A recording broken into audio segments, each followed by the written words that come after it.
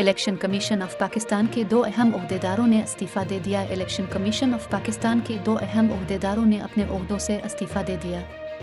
ज़राए के मुताबिक इलेक्शन कमीशन ऑफ पाकिस्तान के एडिशनल सेक्रेटरी मंजूर मुल्क और director project management unit colonel Saad ने इस्तीफ़ा दिया। चीफ इलेक्शन कमिश्नर दोनों अफसरान की कारकर्दगी से नाखुश थे। एडिशनल सेक्रेटरी एडमिन की आज चीफ इलेक्शन कमिश्नर से तल्ख कलामी भी हुई थी।